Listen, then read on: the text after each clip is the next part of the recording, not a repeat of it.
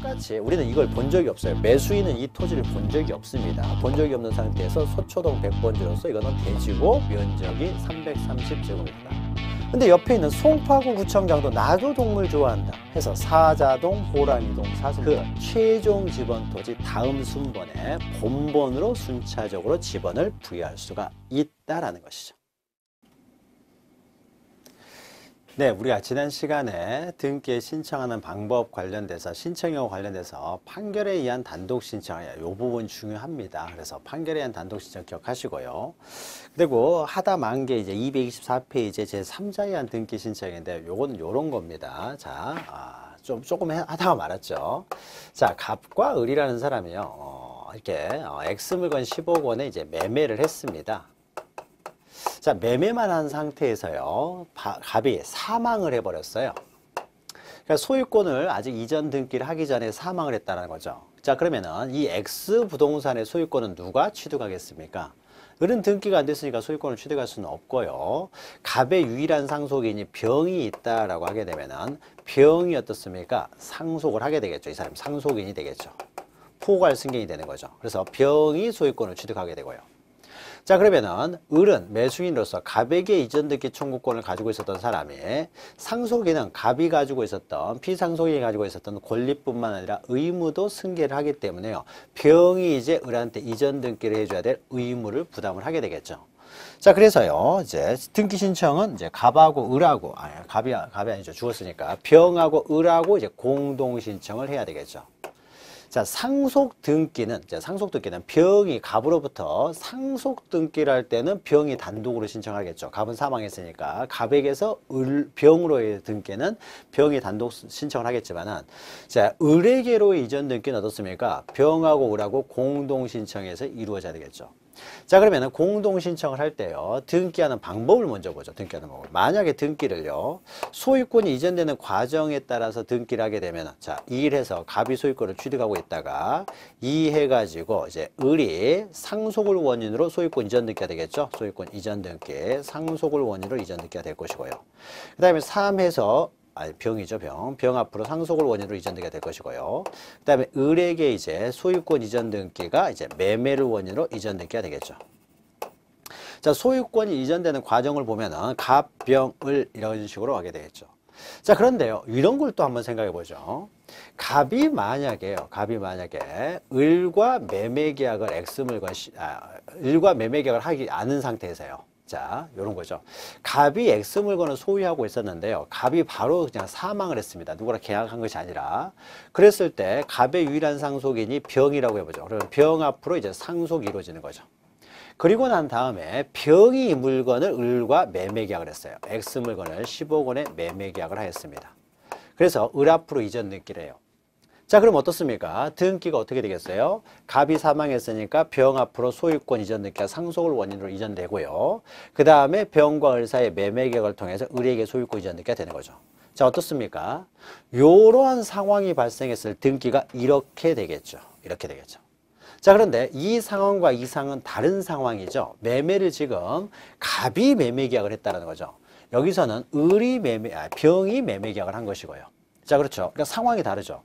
그런데 만약에 이런 경우에도 이렇게 등기를 하게 되면 우리가 이 등기부를 보면은 어떻습니까? 이런 상황을 상상하게 되는 것이죠.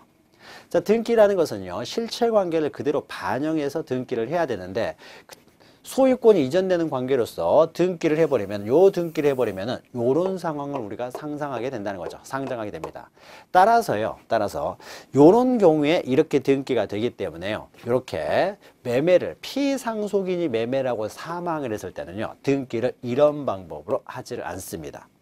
구별을 해야 되니까요. 자, 그래서 이런 경우에는 이 일 해가지고 갑 앞으로요, 돼 있는 상태에서 상속 등기를 생략을 하고요. 상속인 앞으로 등기를 생략하고 한 다음에 을 앞으로 바로 소유권 이전 등기를 합니다. 매매. 이렇게 해가지고. 직접 이전 등기라는 거죠.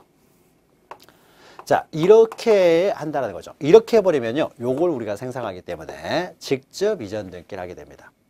자, 이렇게 하게 되면요, 이런 일이 발생하는 거죠. 자, 그러면 우리가 이걸 보고 어떻게 생각했습니까? 아, 갑과 을 사이에 매매를 해서 갑에게서 을에게로 이전 등기가 되었구나. 오히려 이게 더 맞는 것이죠. 갑과 을 사이의 매매 계약을 해서 을에게 이전 등기를 되었구나. 자, 그런데 다만요, 이렇게 했을 때 문제는 이런 겁니다. 자, 이렇게만 등기를 했을 때는요, 갑이 사망한 다음에 이전 등기가 된 거잖아요. 이렇게만 보면은 갑이 사망하고 이전 등기가 됐기 때문에 죽은 사람으로부터 이전 등기를 받을 수는 없는 것이죠. 따라서 단순히 이렇게 됐을 때는 죽은 사람으로부터 이전 등기가 됐기 때문에 을은 등기의 추정력이 미칠 수가 없게 되는 거죠. 그러나 만약에 을이라는 사람이 갑과 매매 계약을 했다는 걸 증명을 하게 되면은요, 우리가 쉽게 알 수 있죠. 아, 갑이 죽은 다음에 이전 등기가 됐다는 것은 갑이 죽은 다음에 상속인이 이전 등기를 해줬겠구나 라는 걸 우리가 알 수가 있는 거죠. 을과 갑 사이에 매매 계약을 했다는 게 입증이 되면은요. 자, 그러면은 을이 갑 사이에 매매 계약을 했다는 걸 입증을 하게 되면은 이 등기는 추정력이 미칩니다. 추정력이 미쳐야 되겠죠? 이런 경우는 보통 매매 계약은 갑하고 했는데 그러면은 등기 누가 하겠습니까? 갑이 하는 것이 아니라 사망이기 때문에 병이 이전 등기를 해줬겠구나 라고 우리가 알 수가 있잖아요. 따라서 이렇게 등기를 해놓게 되면은요, 아, 갑이 죽은 다음에 갑과 을 사이에 매매를 했지만은 갑이 죽어가지고 사망을 해서 갑의 상속인 병이 을에게 이전 등기를 해줬겠구나. 이렇게 어떻게 됩니까? 요 상황을 우리가 더 요렇게 등기가 됐을 때야 우리가 이해할 수가 있는 것이죠. 따라서 자, 이렇게 피상속이 매매만 하고 사망을 했을 경우에는요, 이럴 경우에는 상속 등기를 생략하고 바로 갑에게서 을에게로 이전 등기를 합니다. 이전 등기를 한다는 거죠. 그러니까 이런 경우는 어떻습니까? 그런데 신청은 누가 해요? 신청은. 자, 을과 죽은 사람 병에 사망한 사람 갑이, 그러니까 사망한 갑과 등기를 하는 것이 아니라 지금 살아 있는 상속인 병과 등기 신청을 공동으로 한다는 거죠. 자, 그러니까 등기 신청은 누가 하는 겁니까? 병이 하는 거죠. 병이. 갑이 아닌 병이. 그러니까 우리가 등기부만 보면은 을이 등기 권리자, 갑이 등기 의무자가 될 텐데요.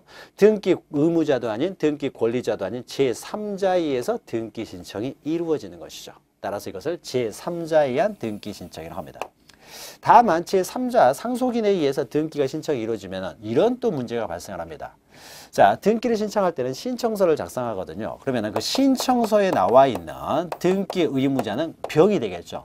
갑을 쓰면 안 됩니다. 병이 신청을 하고 있기 때문에 병의 이름을 써요. 그래서 등기 의무자를 기록을 할 때요. 등기 의무자를 기록할 때 신청서에는 병의 이름을 적게 됩니다.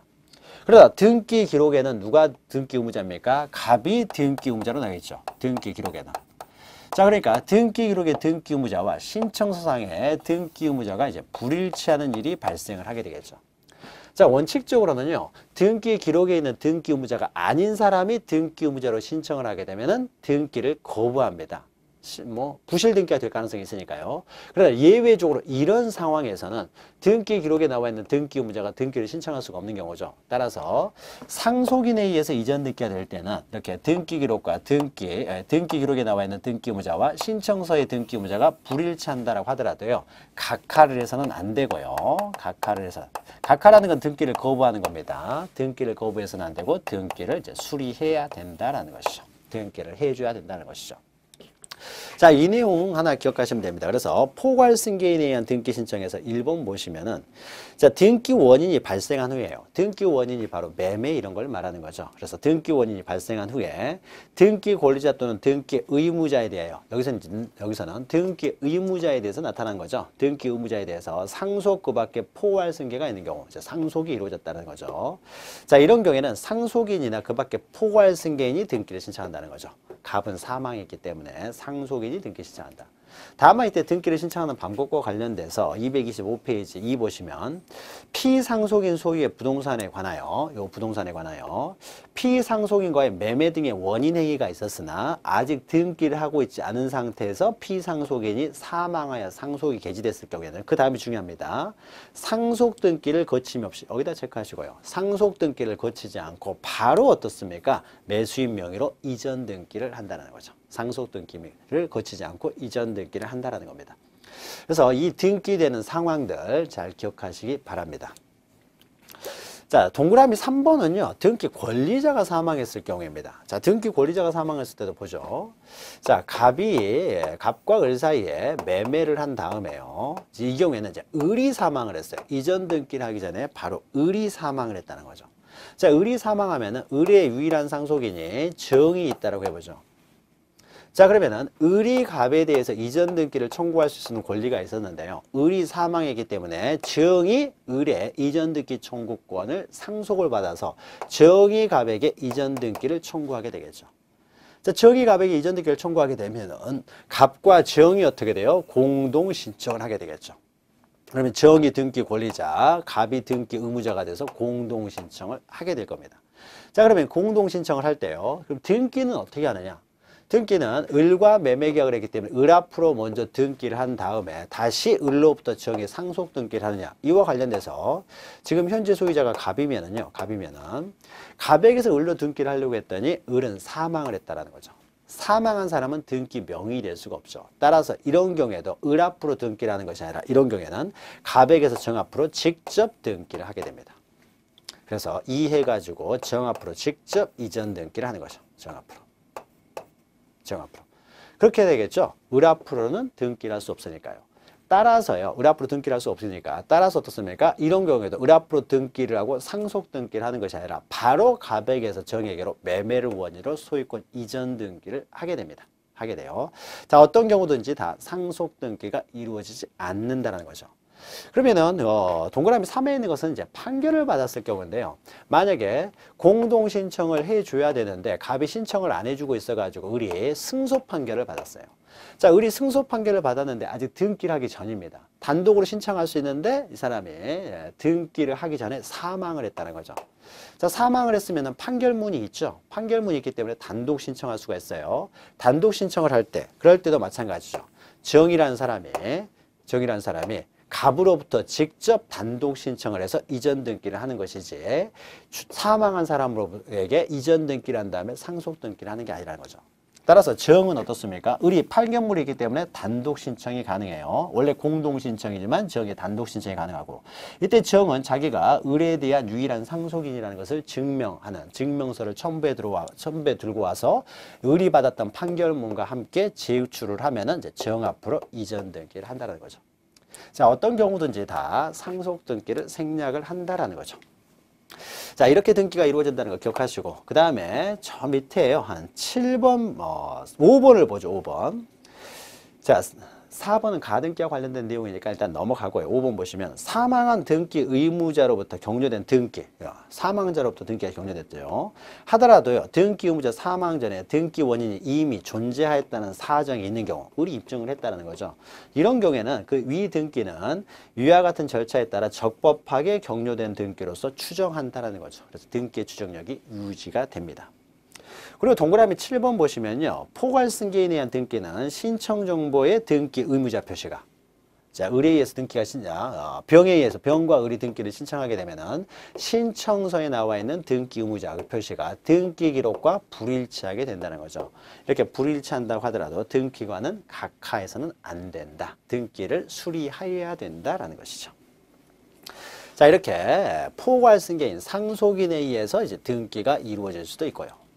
또 넘기시면은 양가로 3번 보시면 대위신청이요. 대위신청. 자, 대위신청은 이런 겁니다.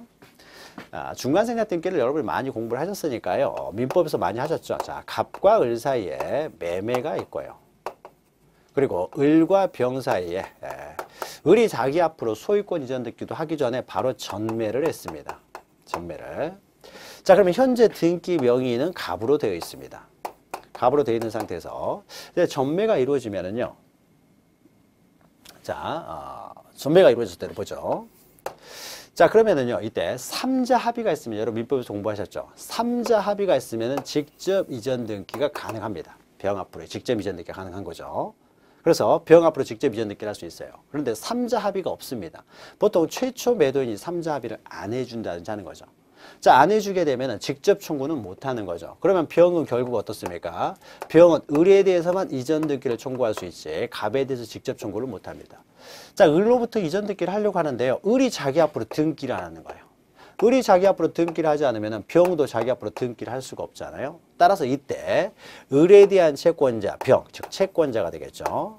채권자고 을은 병에 대한 채무자가 되겠죠. 채무자가 될 것이고 이 채무자에 대한 또 다른 채무자, 이 사람을 제3채무자라고 합니다. 자, 이러면은 을 앞으로 일단 등기가 되어야 병 앞으로 등기를 할 수 있기 때문에 이때는 을이 갑에게 가지고 있는 이전 등기 청구권이죠. 요것을 어떻습니까? 병이 대위 행사를 한다는 거죠. 대위. 대신 행사할 수가 있다는 거죠. 이게 바로 채권자 대위권이죠. 자, 채권자는 채무자가 갖는 제3 채무자에 대한 권리를 대신 행사할 수 있어요. 그래서 대위라고 하는 거죠. 즉, 직접 청구는 못하고 결국 을의 갑에 대한 등기를 대위 신청, 등기 청구권을 대위하여 신청을 시킨 다음에 그래서 을 앞으로 등기가 시킨 다음에 자기 앞으로 이제 등기를 할 수가 있는 것이죠. 자, 그러면은 등기를 보죠. 그래서 병이라는 사람이 을의 갑에 대한 등기를 대신 행사합니다. 그럼 등기소에는 누가 나오겠습니까? 병 말만 듣고 등기를 할 수는 없겠죠. 그래서 갑이 이제 원래는 공동신청이니까요. 공동신청이니까 갑이 나오게 될 것이고요. 그리고 을이 나와야 되는데 을은 안 나오는 거죠. 을이 안 나오니까 결국 병이 어떻습니까? 을을 대신해서 나간다는 거죠. 그래서 갑과 병이 둘이서 공동 신청해서 갑에게서 을로의 등기를 신청한다는 거죠. 자, 그래서 등기가 되면 어떻게 되겠습니까? 이해가지고 이제 을 앞으로 등기가 되게 되겠죠. 자, 을 앞으로 등기가 됩니다. 그러면 어떻습니까? 갑에게서 을 앞으로 등기가 됐을 때요. 갑이 등기 의무자, 을이 등기 권리자가 되는데 원래는 공동 신청해야 되는데 을이 신청하는 것이 아니라 을 대신에 제3자인 병이 지금 신청하고 있죠. 이것도 이제 제3자에 의한 등기 신청. 이렇게 채권자가 채무자를 대위하게 되면은 제3자에 의한 등기 신청이 되겠죠. 자, 그래서 을 앞으로 이제 등기가 되면은 을 앞으로 등기됐으니까 이제 병은 그 이후에 이제 3에서 병 앞으로 자기가 등기를 이제 직접 이전 등기를 하면 되겠죠. 그럼 이때 을 앞으로 이 이전 등기요. 을 앞으로 이전 등기. 이 이전 등기는 등기의 권리자인 을에 의해서 신청이 이루어지는 것이 아니라 제3자, 채권자에 의해서 이루어졌다는 거죠. 이렇게도 등기가 이루어질 수 있습니다. 그래서 양가로 2번 226페이지 보시면 대위 등기 신청에서 반가로 1번 보시면은 채권자 대위권 해가지고요. 동그라미 1번 보시면 채권자는 민법 404조 이거 조문을 할 필요 없고요. 민법에 따라 채무자를 대위하여 등기를 신청할 수가 있다라는 거죠. 이것만 기억하시면 돼요. 그래서 채권자도 채무자를 대위해서 등기를 신청할 수 있다. 자, 이 이외에도 대위하여 신청할 수 있는 경우들이 몇 가지가 있습니다. 몇 가지 있지만은요. 나머지 내용들은 우리가 또 뒤에서 다루는 내용이고 또 너무 깊이 들어가는 내용이고 하니까요. 지금은 이렇게 대위하여 등기를 신청할 수도 있다라는 정도만 기억하시면 됩니다. 자, 그래서 공동신청, 단독신청도 가능하고 또는 제3자에 의한 신청도 가능하고 자, 넘기시면요. 228페이지 보시면은 현실은 어떻습니까?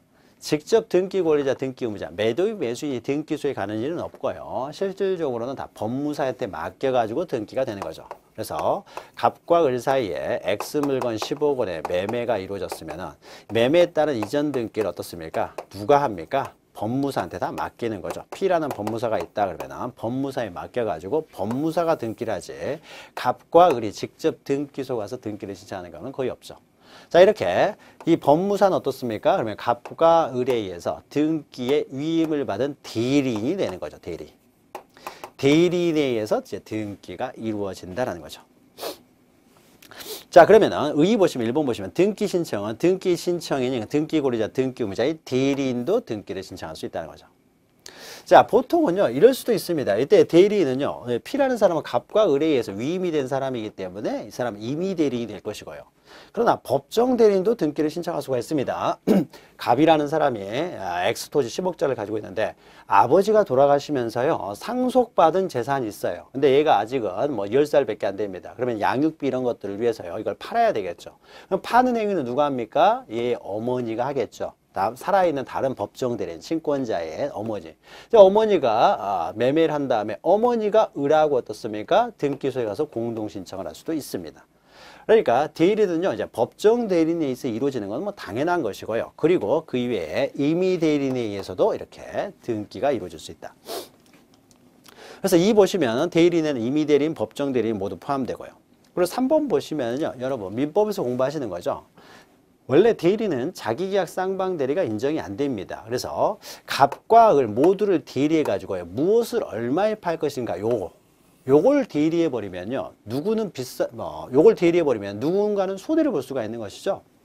싸게 만약에 계약 가격을 결정해 버리면은 을이 이익을 볼 것이고요. 또 비싸게 가격 결정을 해버리면은 갑이 이제 이득을 보게 되는 거죠. 그러면 상대방은 손해를 보는 거죠. 그래서 자기계약 쌍방 대리는 본인에게 손해를 줄 수가 있기 때문에 자기계약 쌍방 대리는 원칙적으로 금지되죠. 그러나 예외가 있죠. 자기계약 쌍방 대리도 인정되는 게 본인의 허락이 있다든지 또 하나는 어떻습니까? 단순한 채무의 이행이죠. 그래서 여기서 X 물건 10억 원의 이 계약은 누가 했습니까? 갑과 을이 직접을 한 거죠.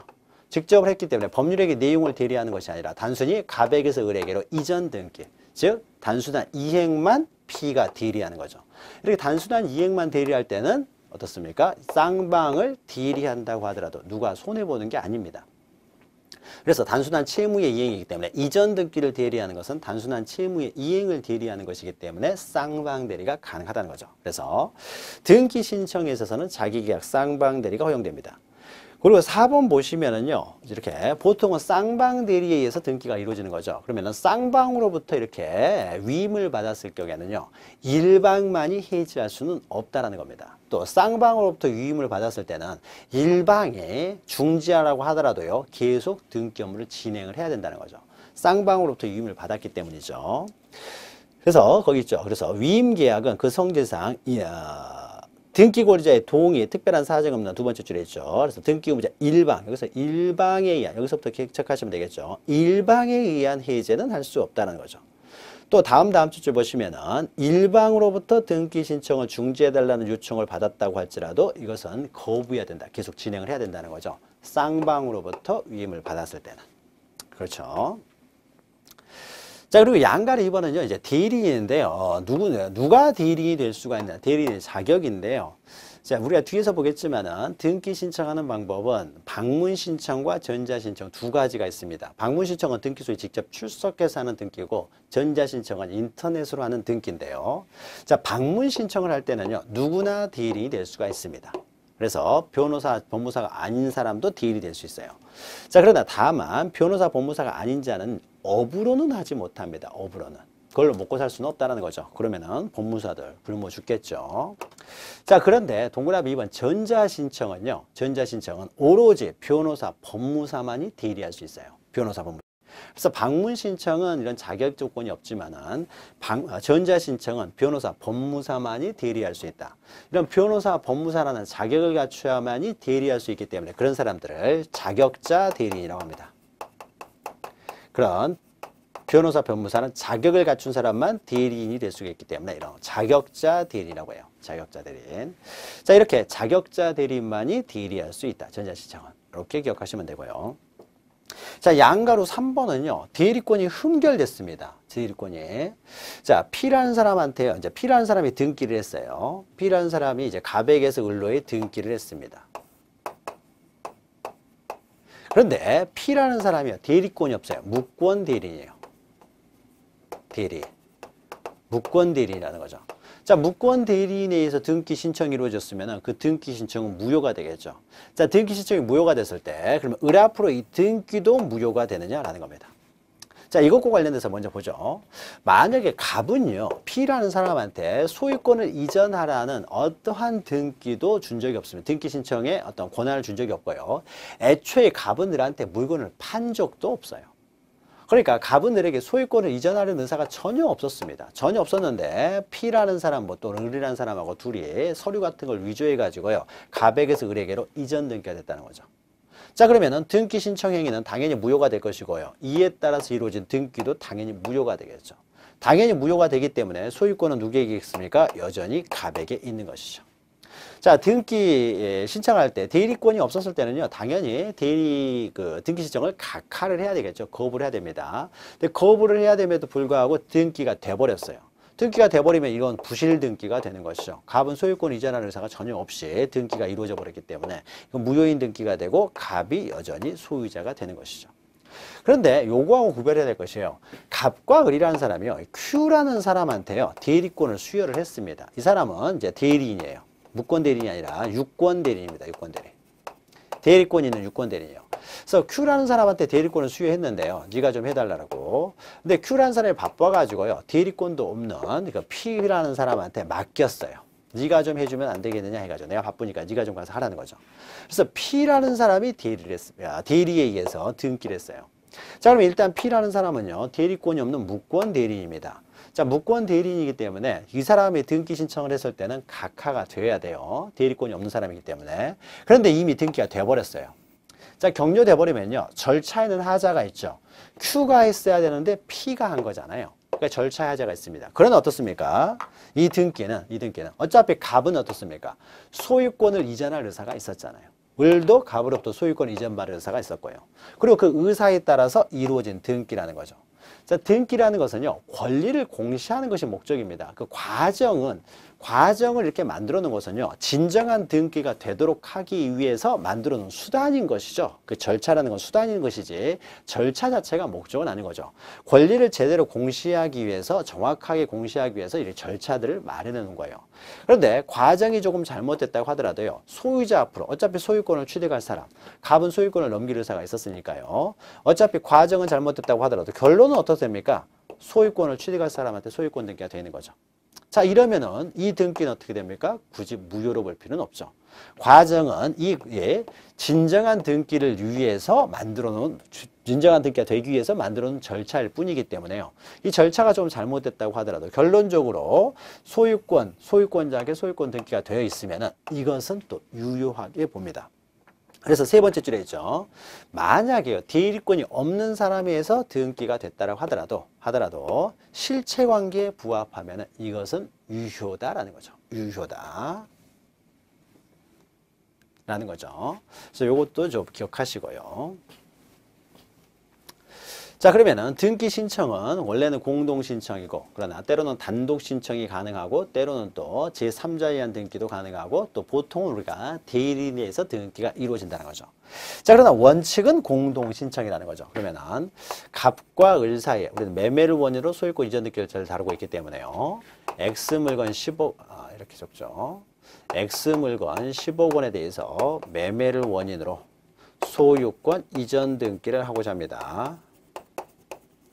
자, 그러면은 원칙은 공동 신청이기 때문에 등기 의무자인 갑과 등기 권리자인 을의 공동 신청에서 이루어지는데, 자, 이 사람들이 등기소에 옵니다. 자, 등기소에 와가지고 등기를 신청하는데 빈손으로 와서 등기를 신청해 주세요 라고 한다고 해서 등기를 할 수 있는 건 아니에요.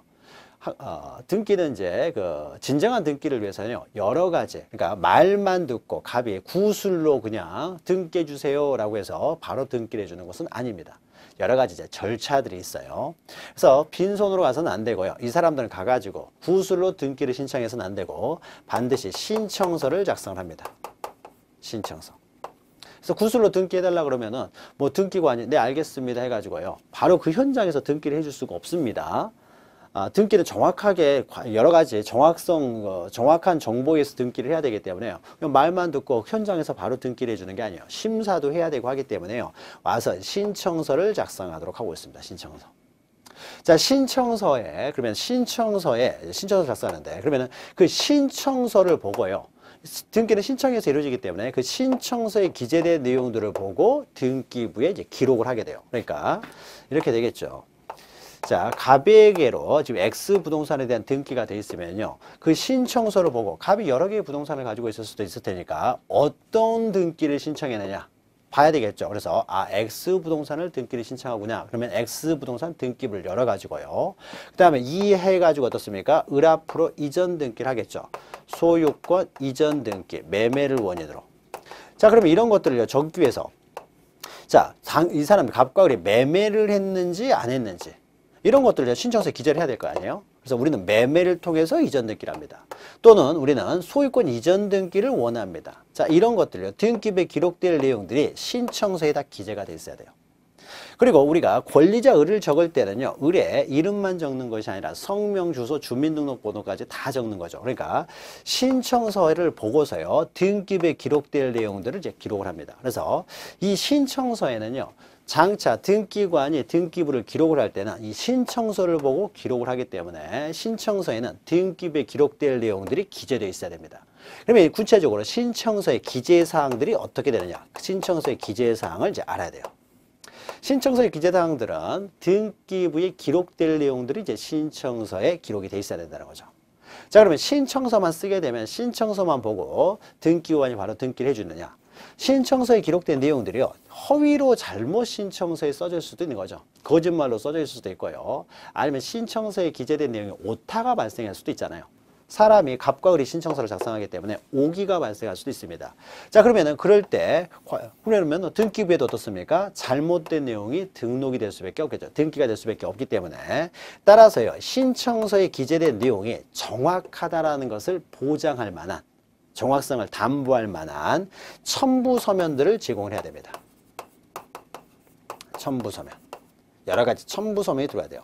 그래서 만약에 신청서를 보고 오타가 있게 되면 이 첨부 서면을 보면서 정확성을 이제 확인해 가지고 등기부에 기록하게 되겠죠. 그래서 신청서에, 그러니까 등기부에 기록될 내용들을 신청서에 기재를 하고요. 그리고 신청서에 기재된 내용이 정확하다라는 것을 보증할 만한 첨부 서면들을 또 들고 와야 된다는 거죠. 그래서 신청서와 첨부 서면을 제공을 해야 거기에 맞춰서 등기를 하게 됩니다. 즉 갑과 을은 등기를 신청할 때 어떻습니까? 신청서와 첨부 서면을 제공을 해야 된다는 거죠. 그래서 신청서와 첨부 서면을 등기 신청에 있어서의 제공 서류 이렇게 표현하는 거죠. 자, 제공 서류 이렇게 표현하는데 예전에는 그냥 제공 서류 표현했는데요. 말을 좀 바꿔가지고요. 등기부가 전산화가 되다 보니까요. 신청서의 기재사항을 신청서에 기재함으로써 등기부에 제공해야 될 정보, 그래서 이것을 신청정보라고 하고요. 첨부 서면에 의해서 등기소에 제공해야 될 정보에서 이것을 첨부정보라고 합니다. 말만 어렵게 돼 있지. 첨부정보는 첨부서면이고 신청정보는 신청서 기재사항을 의미한다는 거죠.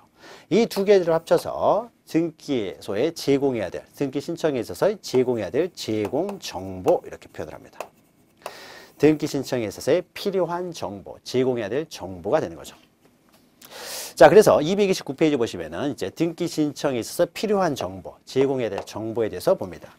자, 가장 먼저 신청 정보가 나오죠. 신청 정보는 신청서 기재사항을 말하는 거예요. 그래서 단가로 2번 보시면 신청 정보의 제공 방법이 있는데요. 이 제공 방법은 우리가 천천히 해도 되니까요. 일단 넘어가시고요. 넘어가시고 230페이지 보시면 신청 정보의 내용이 있죠. 신청 정보의 내용. 자, 그래서 신청 정보로는요. 반가로 1번 보시면은 필요적 등기 신청에 있어서 반드시 기록되어 있어야 될, 신청서에 기재되어 있어야 될 필요적 신청 정보가 있고요. 자, 필요적 신청 정보는 등기부에 반드시 기록해야 되는 사항들이 필요적 신청 정보가 되겠죠. 신청서를 보고 등기부에 기록을 하니까요. 자, 그리고 오른쪽에는 임의적 신청 정보인데요. 임의적 신청 정보는 등기부에 기록해도 되고 안 해도 되는 것들이 되겠죠. 자, 기록해도 되고 안 해도 되는 것들은 신청서에 적어도 되고 안 적어도 되는 것이 되겠죠. 일단 적으면은 기록을 하게 되겠죠. 그러면 이렇게 등기부에 반드시 기록될 필요는 없는데 이제 기록되는 것들, 이런 것들이 이제 보통 특약사항들이 되는 거죠. 특약사항들. 그래서 특약사항들은 임의적 신청 정보가 됩니다. 일반적으로. 그러면 우리가 알아야 될 것은요. 필요적 신청 정보예요. 자, 왼쪽에 있는 필요적 신청 정보 중에서도 매매를 원인으로 하는 소유권 이전 등기에 있어서의 필요적 신청 정보는 어떤 것들이 있냐. 요걸 먼저 확인합니다. 그리고 오른쪽에 231페이지에 표가 있는데 이것은 뭐 소유권 보존 등기나 지상권 등기나 저당권 등기나 자, 요런 경우에는 그 등기 목적이 달라지기 때문에요. 등기부에 기록된 내용이 틀려집니다. 등기부에 기록된 내용이 틀려지기 때문에 신청서의 기재사항도 달라지게 되겠죠. 그래서 그 등기 목적에 따라서 신청서 기재사항, 신청 정보는 달라지게 된다. 이 자세한 내용은 우리가 뒤에서 다루기 때문에요. 여기서는 매매를 원인으로 하는 소유권 이전 등기만을 봅니다.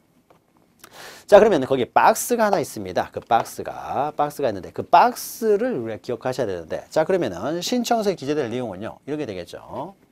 도대체 어떤 부동산에 대해서 등기를 신청하는 것이냐. 이게 먼저 기록이 돼야 되겠죠. 그래야 등기관이 그거 빼가지고 등기를 기록할 테니까. 그래서 신청서에는요. 반드시 부동산 표시가 나와야 되겠죠. 표시가 있어야 될 것이고요. 자, 그 다음에 두 번째로요. 자, 갑에게서 을에게로 이전 등기가 되는 것이죠. 따라서 어떻습니까? 을 신청이 나와야 되겠죠. 갑도 신청하고 을도 신청하기 때문에 신청인이 신청서에 기록이 돼야 되겠죠. 그러면 이 사람이 이제 신청이 되겠죠. 등기 의무자, 등기 권리자. 이 사람들이 이제 신청이 되겠죠. 신청서에는 당연히 신청이 나와야 되겠죠. 신청이 나오게 됩니다. 신청일을 기록하겠죠.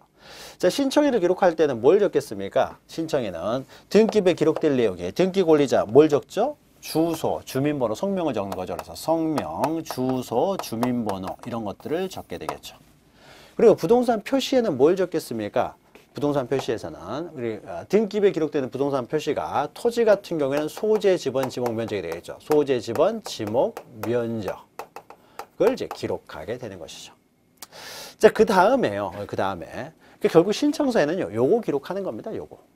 요게 가장 중요한 내용이 되겠죠. 그래서 요걸 기록해요. 자, 10억은요, 10억은 거래 가액이 되는 거죠. 거래 가액. 자, 매매를 원인으로 소유권 이전 등기를 신청할 때는요, 그 거래가액을 신고하고 등기부에도요, 실거래가액을 기록하도록 하고 있습니다. 그래서 매매를 원인으로 소유권 이전 등기에 있어서는 거래가액도 등기부에 기록되기 때문에 신청서에 기록을 해야 돼요.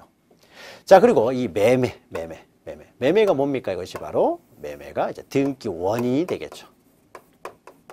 등기 원인. 매매가 등기 원인. 그래서 등기 원인을 이제 기록하게 되겠죠. 그리고 소유권 이전 등기, 요건 뭐가 되겠습니까? 요것은 이제 자기들이 원하는 등기, 궁극적인 목적이 되겠죠. 그래서 등기 목적이 됩니다. 목적을 기록을 한다라는 것이죠. 자, 이런 것들이 이제 신청서에 기록돼야 될 내용이에요.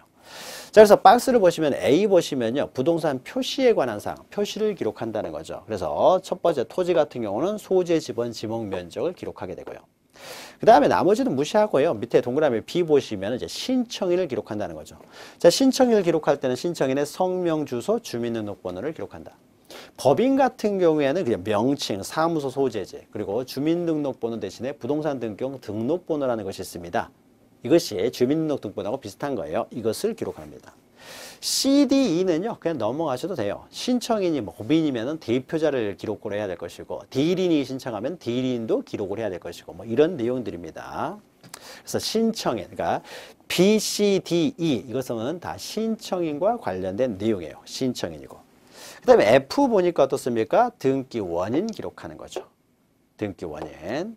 그리고 원인을 적을 때는요, 그 원인 일자도 적습니다. 매매 일자. 그래서 원인 일자도 적게 되는 거고요. 그 다음에 G 바로 밑에 보시면 이제 등기 목적을 적게 되고요. 목적. 그 다음에 H 보시면 등기표 정보가 있는데 이것은 조금 이따 설명을 하고요. 조금 이따 설명하고 쭉 내려와서요. 뭐 I 그 밑에 보시면 등기소의 표시. 등기소 표시인데 뭐 이런 거 뭐 중요한 게 아니고요. 또 그 밑에는 신청 연월일. 뭐 신청한 날짜를 적겠죠. 이건 뭐 부수적인 내용이니까 별로 중요한 건 아니고요. 그 다음에 그 밑에 보시니까 이제 거래 가액이 있죠. 거래 가액. 자, 거래 가액은 매매를 원인으로 이렇게 소유권 이전 등기를 할 때만 기록을 하는 것입니다. 그리고 그 밑에 보시면은 이제 취득세, 등록면허세 등 등기와 관련하여 납부해야 될 세액 이런 것들. 세금 내야 되겠죠. 그래서 세액들 기록을 하게 됩니다. 이것도 그렇게 중요한 건 아니에요. 그리고 마지막으로 M해서요. M해서. 그러니까 우리가 이거 좀 기억하시면 돼요. A, B, 그 다음에 F, G, H 등기표 정보 특히 동그라미 치시고 이거 중요하고 그 다음에 밑으로 와서 K에 있는 거래 가액 그 다음에 맨 마지막에 있는 등기할 권리자가 2인 이상일 경우에는 그 지분도 적습니다. 지분도. 자, 등기할 권리자가 2인 이상이라는 것은요, 보통 우리가 공동 소유일 경우를 나타내는 거죠. 공동 소유. 자, 우리가 어떤 물건을 공동으로 소유한다라고 했을 때는 공동 소유 형태는요, 크게 공유가 있고요. 공유가 있고, 합유가 있고, 그 다음에 총유가 있습니다. 자, 총유는 우리가 등기 신청 적격할 때도 잠깐 보았던 내용이죠. 이것은 비법인 사단에 있어서요. 그러니까 법인 아닌 사단이죠. 비법인 사단, 교회나 종종. 비법인 사단의 소유물에 대해서는 이게 법인화가 안 되기 때문에요. 비법인 사단의 이제 구성원들이 그 공동으로 소유하는 형태를 우리는 총유라고 하고요. 합유라고 하는 것은 이제 조합이죠, 조합. 조합에 있어서요. 조합은 법인이 아니기 때문에 조합 이름으로 등기할 수도 없고 결국 합유는 그 조합의 구성원들이 공동으로 소유하는 형태가 합유가 되겠죠. 자, 그리고 그 나머지 조합도 아니고 비법인 사단도 아니면은 이런 것들 나머지는 다 공유가 됩니다. 자, 공동소유 형태는 여러분 민법에서 자세히 보시게 되는데 비법인 사단의 구성원들은요. 교회나 종중에 대해서 어떤 지분 이런 게 없습니다. 헌금 많이 냈다고 해서 지분 가지고 있는 거 아니에요. 그래서 지분 자체가 존재하지 않기 때문에요. 지분을 등기한다는 것이 존재할 수가 없습니다. 자, 합유는요, 합유는 어떻습니까? 출자 가액에 따라 가지고 이제 동업자들이 출자를 할 때 출자 가액에 따라서 지분이 있는 거죠, 지분. 자, 지분이 존재는 합니다. 그런데 이 지분 처분이 어떻습니까? 자유롭지를 못하죠. 전원의, 다른 구성원의 전원의 동의가 있어야만 지분을 처분할 수가 있어요. 그래서 처분이 어떻게 돼요? 자유롭지를 못합니다. 자유롭지를 못해요. 그런데 공유 같은 경우에는요, 공유는 이제 지분이 있죠. 지분이 있지만은, 지분이 있으면서 어떻습니까? 그 처분이 자유롭다라는 거죠. 공유는 처분이 자유롭습니다. 자, 그래서 이런 차이점들 때문에요, 등기를 할 때요, 비법인 사단, 법인 아닌 사단의 구성원은 지분 자체가 없기 때문에 지분 등기를 할 수가 없는 거죠. 아예 지분 등기라는 것이 존재할 수가 없고요. 자, 근데 공유 합의는 지분은 있습니다. 지분이 있는데 그러면 지분 등기가 다 가능하냐 있어서요.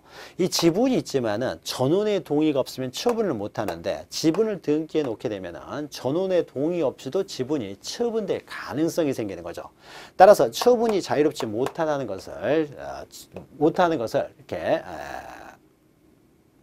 반영하여서 지분을 등기하지 못하도록 하고 있어요. 지분을 등기하게 되면 자유롭게 처분이 가능하기 때문에 지분이 있지만 지분 등기를 못하도록 합니다. 그러나 공유에 있어서는 지분 처분이 자유롭죠. 자유롭게 처분하기 위해서는 지분이 등기가 돼 있어야 자유롭게 처분할 수가 있겠죠. 그래서 지분이 등기가 가능합니다. 그래서 합유 같은 경우에는요, 지분을 기록하지 않고 A, B, C가 합유한다 그러면 A, B, C 합유라고만 적지 지분을 기록하지가 않아요. 그러나 공유에 있어서는 지분도 있고 지분을 자유롭게 처분할 수 있도록 하기 위해서 공유라고 적고 그 지분도 기록을 한다라는 거죠. 자, 그래서 M 마지막 보시면은 등기할 권리자가 2인 이상일 때는 그 지분 그랬는데 우리가 공동 소유하면 주로 공유를 의미하는 거죠. 공유를 의미하기 때문에요. 공유에 있어서는 이제 지분을 기록합니다. 단 해가지고 했죠.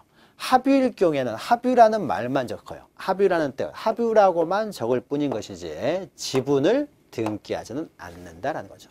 그래서 합유와 관련돼서 어떤 조합재산이랄지 합유와 관련돼서 뭐 지분을 압류한다 이런 말 나오면 다 틀리겠죠. 지분을 등기도 안 되는데 어떻게 지분을 압류합니까? 이런 것도 다 틀린 말이 되는 거죠. 자, 그래서 공유에 있어서는 지분을 이제 기록을 한다라는 거죠. 자, 임의적 신청 정보는 이렇게 볼 필요 없고요. 그 다음에 그 왼쪽에 우리가 안 본 게 있죠. HN의 가운데 중요하다는 등기필 정보가 있는 거죠. 자, 이 등기필 정보는 뭐냐면은요. 등기필 정보는 간단하게 하고 정리하도록 하죠. 이 등기필 정보는요. 과거에는요, 이걸 등기필증이라고 했던 겁니다. 등기필증. 그런데 지금은 이제 전산화가 되면서 등기필 정보라고 이렇게 말을 하고 있어요. 이 등기필 정보는요, 우리가 보통 권리증이라고 하는 것들이죠. 권리증. 이걸 등기필 정보라고 하는 거죠. 자, 권리증은 이런 거죠. 최초에 이래가지고 갑 앞으로 소유권 보존 등기가 됐습니다. 소유권 보존 등기가 되면은요, 갑이라는 사람한테 뭘 줍니까? 네가 소유자다라고 해서요, 권리증을 줘요. 이 권리증이 바로 등기필 정보라는 것입니다. 과거에는 등기필증을 줬죠. 그래서 등기필증은요, 여러 장으로 되어 있습니다. 그래서 과거에는 그 등기필증을요, 첨부 서면으로 제공을 했어요. 그러나 지금은 등기필증 제도가 사라지고요, 등기필 정보라고 해서요, 신청서에 그 정보, 그 비밀번호만 하나 적으면 됩니다. 그러니까 간단해졌죠. 그래서 신청서에 신청 정보를 제공을 합니다. 자, 이 사람이 등기가 됐으면요, 등기필 정보라는 것은 갑 앞으로 등기가 되었다. 갑이 권리자다라고 해서 갑한테 등기필 정보를 줍니다. 그러면 갑이요, 내가 권리자라는 걸 증명하는 서면이 되는 거예요. 권리자라는 걸 증명하는, 증은 증명이에요. 증명하는 서면이 있는 겁니다. 그래서요, 갑에게서 을로 소유권 이전 등기를 할 때요. 을 앞으로 이전 등기를 소유권 이전 등기를 합니다. 그러면 소유권 이전을 할 때요, 진정한 권리자로부터 소유권이 넘어가는 것을 다시 한번 확인하기 위해서 갑이 가지고 있는 내가 진정한 권리자가 맞습니다 라고 해서 자기가 받은 등기소로부터 받은 이 권리증, 즉 등기 정보를 제공을 하라는 거죠. 그래야 진정한 권리자로부터 이제 권리가 이전된다는 걸 알 수가 있으니까요. 그리고 나중에 또 을 앞으로 등기가 되면은요, 자, 을 앞으로 등기가 됐으니까 이제 을이 권리자가 되겠죠. 따라서 을에게 이제 권리증을 주는 거죠. 그리고 갑이 가지고 있던 권리증은 사라지게 되고 을에게 새로운 권리증을 줄 거 아니에요. 그러면 을에게 새롭게 등기필 정보를 주는 거죠. 그래서 그 등기필 정보를 가지고 이제 다시 을이 병에게 소유권을 이전을 할 때 어떻습니까? 내가 진정한 권리자가 맞습니다라고 해서 을이 이제 병에게 이전 등기할 때는 을이 가지고 있는 그 등기필 정보를 등기소에 제공을 해야 된다는 거죠. 제공을 해야 된다. 자, 그래서 권리증을 제공합니다. 그러면 등기필 정보는요, 지금 갑이 을에게로 이전 등기를 하려고 하는 겁니다. 자, 그러면 등기 이 상태예요. 자, 을에게로 소유권을 이전하려고 해요. 을은 아직 소유권 이전 등기가 된 것은 아니기 때문에 아직 권리자가 아니죠. 따라서 을이 권리증을 가지고 있는 것이 아니라 지금 갑 앞으로 지금 등기가 되는 상태에서 갑이 권리증을 가지고 있는 거죠. 그래서 갑이 가지고 있는 등기필 정보를 제공하라는 겁니다. 과거에는 등기필증 해가지고요, 서면을 쟀지만 지금은 등기필 정보가 이렇게 생겼어요. 갑 앞으로 등기를 하게 되면요, 종이 한 장을 주는데요. 그 종이 안에는요, 여기에 50개의 비밀번호가 있습니다. 그러니까 이렇게 쭉 돼 있어가지고 쭉 이렇게 돼 있어요. 그래서 1번부터 이렇게 쭉 해가지고 이게 50번까지 쭉 번호가 있고 거기에는 안에 4자리 숫자가 있어요. 그래서 예를 들면 여기가 17이다 그러면 여기 17이면은 17 이렇게 있고요. 여기에 이제 비밀번호가 뭐 1905 이렇게 적어져 있다는 거죠. 여기 부분에 이렇게 17번은 1905다 라고 돼 있어요. 그리고 여기는 이게 1년 번호가 있습니다. 이것에 대한. 이게 바로 등기필 정보라고 하는 거예요. 자, 그러면요, 과거에는 종이를 등기필증을 내는데 지금은요, 신청서에다가요, 뭘 적냐면요, 등기필 정보란에다가 이 1년 번호를 적고요, 그 다음에 갑이 자기가 원하는 번호 아무거나 하나 선택을 해가지고 17번을 선택하면 17번이라고 적고 그 옆에 1905 이렇게 적으면 돼요. 자, 그러면 등기소에서 자기들이 발급해 놓은 곳이니까 1년 번호를 확인해 가지고 17번을 찍었더니 105가 뜹니다. 그러면 어떻게 됩니까? 갑이라는 사람이 이걸 가지고 있다는 것이죠. 그래서 등기를 신청할 때요, 이 등기필 정보를 등기소에 제공하는 것이 아니라 그냥 신청서에다가 요거 하나만 쓰면 됩니다. 원하는 번호 하나만 쓰면 된다는 것이죠. 1년 번호하고. 그러면 바로 확인이 되기 때문이죠. 따라서 등기필 정보는 이제 신청 정보로 제공을 합니다. 자, 그러면은 등기필 정보를 제공은 어떤 경우에 제공을 하느냐 해서요, 밑에 보시면은 등기필 정보의 제공은요, 공동 신청의 경우만 제공을 합니다. 그리고 권리의 등기, 이건 권리증이기 때문에 권리의 등기를 할 때만 제공을 하는 것이지 어떤 부동산 표시에 관한 등기를 할 때는 제공할 필요가 없겠죠. 권리증이니까 권리에 관한 등기만 제공합니다. 그리고 권리에 관한 등기로서요, 공동으로 신청하는 경우에만 제공을 합니다. 공동으로 신청하는 경우만 제공을 해요. 자, 신청에 의한 경우에는 그 부실 등기가 될 가능성이기 때문에 권리자의 권리증, 등기필 정보를 가져오라고 하는 거예요. 그런데 관공서에 촉탁에 의해서 이루어진 등기는요, 관공서가 신청을 하는 것이기 때문에 이미 그 진정성이 보장이 되어 있습니다. 진정성이 보장이 되어 있기 때문에 관공서가 촉탁하는 경우에는 따로 등기필 정보를 제공할 필요가 없다는 거죠. 신청의 경우만 제공하고요. 신청의 경우만. 그리고 공동 신청의 경우에만 제공을 합니다. 따라서 단독 신청의 경우에는요, 등기필 정보를 제공할 필요가 없어요. 단독 신청은 제공하지 않는다. 다만 단독 신청 중에서도요, 유일하게 제공하는 경우가 있는데 승소한 등기 의무자가 단독 신청하는 경우예요. 단독 신청. 이 경우에는 등기필 정보를 제공을 합니다. 요거 잘 기억하시면 돼요. 자, 그러면 반대로요, 승소한 등기 권리자가 단독 신청하는 경우, 이런 경우는 필요가 없다는 거죠. 자, 그러면 이런 걸 생각해 보죠. 승소한 등기 권리자가 단독 신청할 때를 생각해 보죠. 자, 을이 갑하고 공동 신청해야 되는데 갑이 등기 절차에 협력하지 않아서 을이 승소 판결을 받아서 단독 신청을 합니다. 자, 그러면 을이 단독 신청을 할 때요, 을은 등기표 정보를 가지고 있습니까? 가지고 있지를 않죠. 등기표 정보는 갑이 가지고 있으니까요. 가지고 있지를 않잖아요. 따라서 을이 단독 신청할 때도 등기표 정보를 제공하라고 하면은 을은 등기를 신청할 수가 없게 되겠죠. 따라서 승소한 등기 권리자가 단독 신청할 때는 등기표 정보가 필요 없습니다. 자, 그런데 갑이 등기 의무자가 을을 상대로 등기 인수 청구 소송에서 승소 판결을 받아서 단독으로 등기를 신청합니다.